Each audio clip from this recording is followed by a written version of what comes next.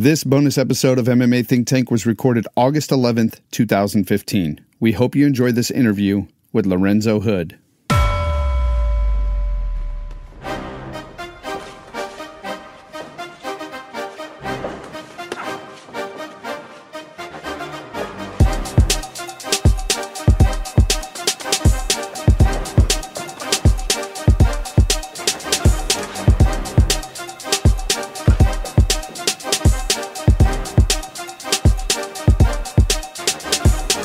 You are listening to MMA Think Tank with Jay and Mike.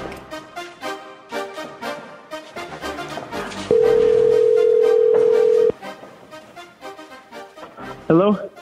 Lorenzo? Yes, it's him. Hey, Lorenzo, this is Jay and Mike. Hey, what's going on, guys? Yeah, we're doing good, Lorenzo. We're happy you joined us today because we've got, a lot of great questions for you. If I could just get started real quick before we get to, some of your past fights and things of that nature.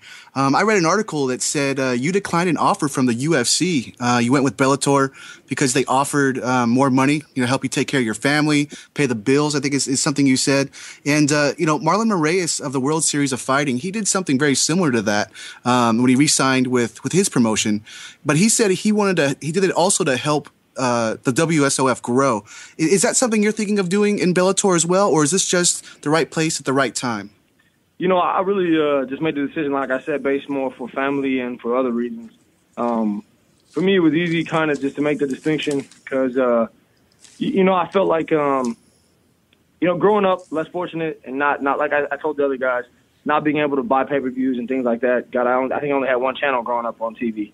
Right. Bellator being on Spike was something that I want people around the world to be able to see without having to pay money. And that leads into my second question, Lorenzo. And basically, you're now going to be on Spike. The audience just changed tremendously for you from the regional shows. What are we to expect from you, in your first Bellator fight? What are you going to show the masses? Oh, man, just an athletic breed of heavyweight, something that we don't really have nowadays.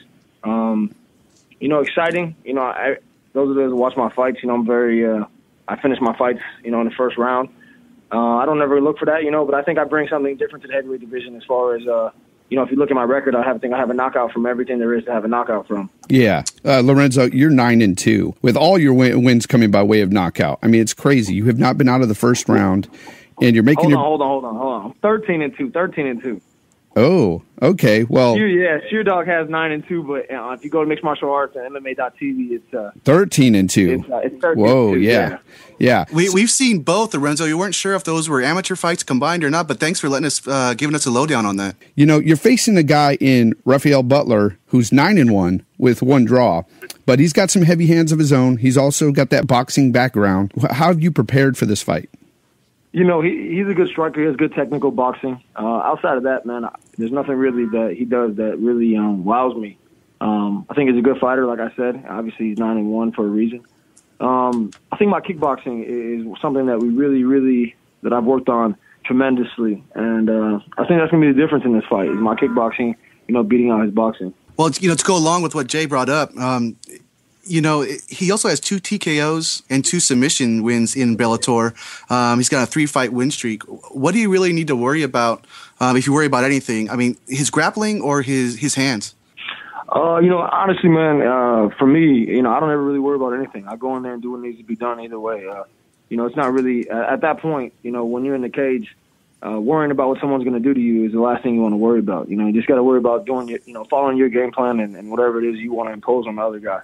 Because if you go in there worried about what he's going to do, then, and if he doesn't come out and do that, then, you're freaking out because you've trained so hard on preparing for one certain thing. And then, he comes out and changes style. You never really know. Right. Well, I certainly understand that. Assuming you get past Butler, and it's a good chance that you will, I mean, are you looking for a big name after that, like a Czech Congo? I mean, I know that you had talked in the past about you wanted to fight Bobby Lashley. Is that still kind of on your radar? Is that what you want to do? No, man. So Bobby Lashley and Kimbo Slice are 2 guys that I want to beat up so bad that I'd fight them together at the same time for free.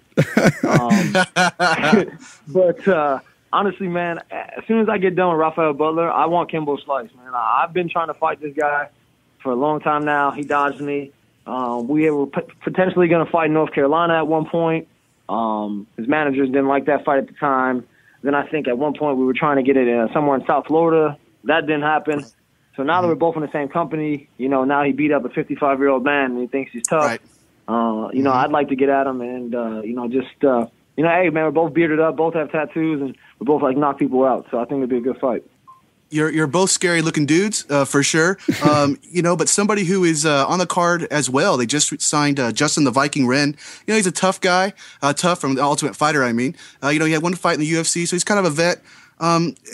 9 of his 10 wins, he's finished them. How do you have you thought about how you'd match up fighting him?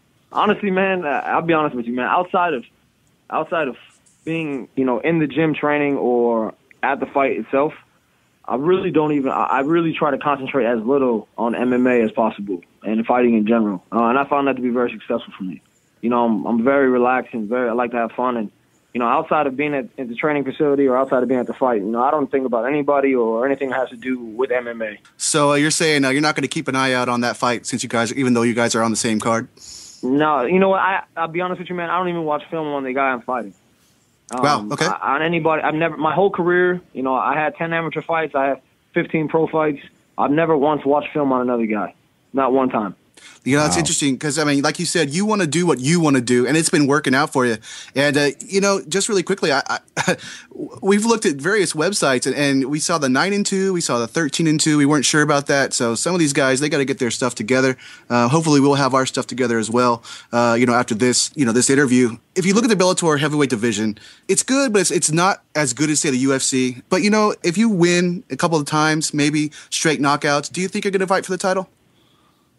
Yeah. I mean, I definitely. I think I had this conversation yesterday or with somebody else in an interview. I was saying I don't see any reason why maybe after 2 first-round knockouts or 3 that I shouldn't be holding the belt or fighting for the belt. Come end of 2016 or hold the belt in my hand. Come July, August of 2016. One thing I will say, you made reference to this. I don't think that the UFC necessarily has a better heavyweight division because they all have the same 10 guys they rotate through, the same 38 to 40-year-old guys that they're fighting.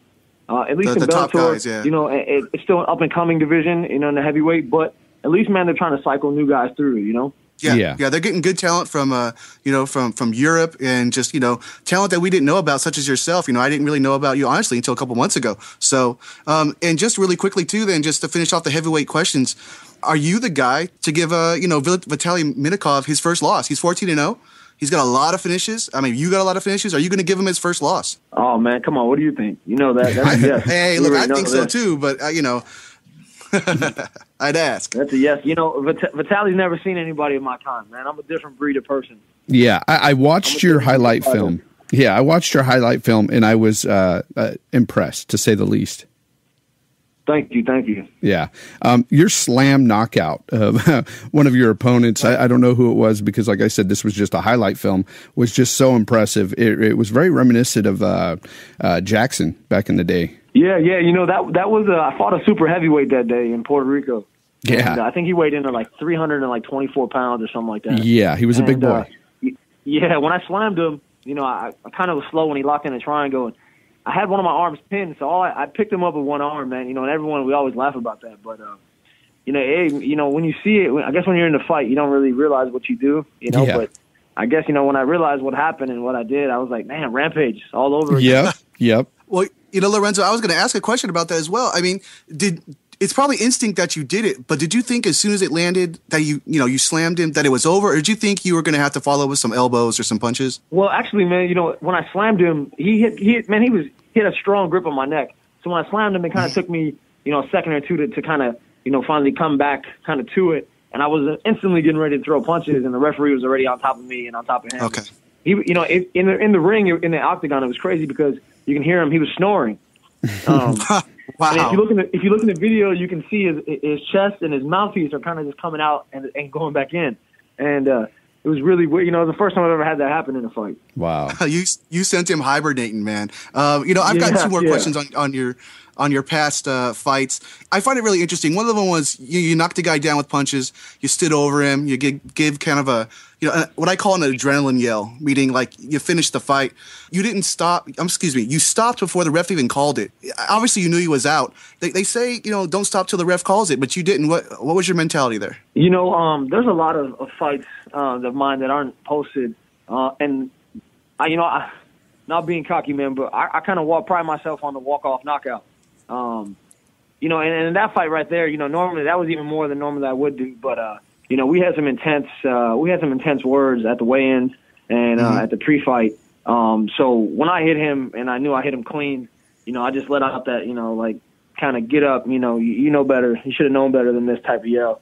And, you know, but at this point now in my career, you know, I know if I hit a guy, and you know what kind of damage it'll do. Well, that's something I'll lead to this. Well, at least my final question on some of your past fights, and this is something that I love about the sport, and something that I saw you do this. Frankly, you became one of my favorite fighters, and that was basically elbowing a guy. I believe his name's Jessere Childre. He had you clinched up against the fence, and you were dropping some elbows on his head. The ref stopped it. It was 16 seconds. You know what, man? He got up. You turned back around. You gave the guy a hug. And if I heard it correctly, and please correct me if I'm wrong, you said, "Look, man, you know, God bless. You know, if you want to come cross-train with me, come cross-train with me." And I think that's a beautiful thing. Is that what happened? Yeah, that's exactly what happened, man. You know, so you know, obviously the fight was over. When the fight is over, you know, it was back to, hey, you know, you never want a guy's spirits to be down, whether, you know, you win or lose.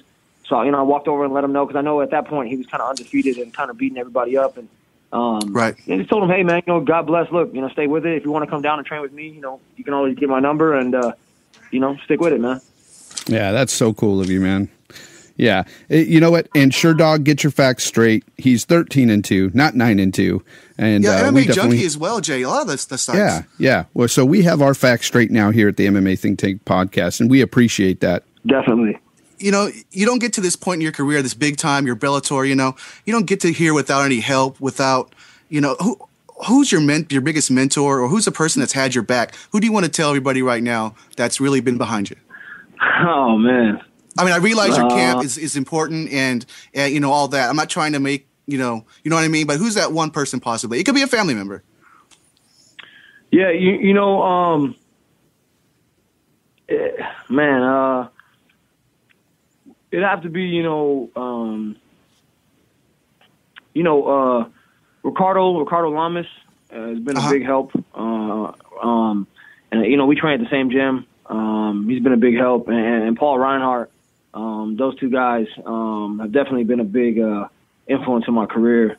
And definitely been people that have looked out and helped me and kind of set me straight when I needed to. And always have been there, you know, whether we were doing the right thing or whatever the case may be. Well, that's good to hear, because, you know, we want to know, you know, behind the fighters, you know, not just, you know, that you're an awesome fighter, you're an awesome person in general, but, you know, what gets you there, you know, that kind of thing.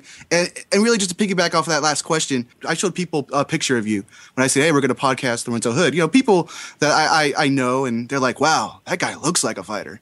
And, you know, you fit the bill. But is there anything that, looking at you, that would surprise us? I mean, do you paint? Do you love romantic comedies? Or are there any surprises we don't know about you? All right, man. Well, hold on. And back to your other question real quick, man. Okay. I just want to say, man, there's people. So I've been kind of hurt and dinged up going into this fight. And some beautiful people. I walked into a gym a few months back, you know, Elite Fitness. And these people, man, they've opened their doors to me and just walked it right up to me and have helped me rehab and get back, you know, without even charging me anything, man. So I want to say a big shout out to them. You know, I really appreciate that. That's beautiful. In terms of people helping me out, you know, because not very many people do that. You know, everyone's always trying to look for, you know, the next dollar, especially when you're an athlete, a professional athlete. And, you know, they did it for free and have continued to help me out. And you know, they asked me about my nutrition, my weight, and everything that's going on every single day. Right. Yeah, that's great. Yeah, you know, so that's a great thing. You know, I really appreciate that. But in regards to the next question, yeah, man, I play the guitar. Okay, cool. Yeah, you know, that's kind of like I said, I'm a big teddy bear, man. You know, I really am just a big teddy bear, man. I like to have fun, you know, hang out and, you know, play the guitar and just kind of chill, man, and enjoy my days and kind of not take life too serious. Yeah, so you're laid back, just kind of a regular, you know, when you want to be laid back, you're laid back. You're not chain watching Frozen and Tangled on Disney or anything. No, man. You know, hey, if I had to watch Frozen or Disney, then I'd watch it. You know, and I would do it with a smile, and I'd appreciate the time that I was able to relax and watch it. You know, Is it my first choice? No, but hey, if I was doing it, I'd do it. I just want to say something real quick about what you brought up about, people that, that are really helping you. Look, man, I couldn't be talking to you right now if I didn't have Jay. Jay has, he knows his stuff, like I know my stuff, but he runs the boards. He does all this stuff, and we wouldn't be talking to you without him. So he's kind of that guy on my end. Lorenzo, what do you want to say, man? Is there anything else you got left to talk about? Yeah, definitely, man. I just want to say, thanks to Top Notch, Team Top Notch, where I train at as well. Strike Fitness, those two gyms are big gyms of mine and big friends of mine. They look out for me. We train hard. A lot of my friends are fighting this weekend in the XFO, so be sure to check them out. I thank all my sponsors, everyone that I'm with, and that have helped me out and been on the journey with me and the ups and downs and everything we've gone through, and those are stuck by my side. And other than that, man, I'm just happy to be alive. Thank God. That's kind of it. At the end of the day, man, that's who it comes down to. Gave me another day to wake up and then do something different. Brother, I'm a Christian myself, so I'm always thankful to God for everything I have. I'm going to leave you with this question, I guess. We touched on it a little earlier. Are you going to be mad if you don't give Milutinov his first loss? Because you may not fight him before he gets a loss. You got maybe three fights before you get to him. Man, whoever it is that I fight, I don't. Everyone's the same person in my head. They're the best version of me that I'm fighting that night. So whether it be Minikoff, whether it be Kimbo, whether it be Butler, whether it be Brock Lesnar or anybody else that they bring back into the cage, it's me. I'm fighting the best version of myself that night, and I'm going out there to do what I need to do. And that one thing is to become the best in the world and to show the world that I'm here to stay. And also a big thing for me and a big thing that motivates me is that. I came from absolutely zero, man. I came from absolutely nothing. I came from nothing at all. From wearing the same clothes and being made fun of every day. So, I want to show all those kids out there who are less fortunate that you can do something with yourself. You can become a professional athlete. You become the best in the world. You can be heavyweight champ one day. You don't have to have, the nice cars, your parents buying you everything, When right. You don't have anything at all, you can still become something great. Yeah, and then that's why we're gonna watch you. Of course, I mean we're really excited to talk to you and see where your career goes. Yeah, Lorenzo, we thank you so much, and we're gonna support you all the way, buddy. All right, man, I appreciate it. Thank you, guys. God bless, bro. All right, God bless.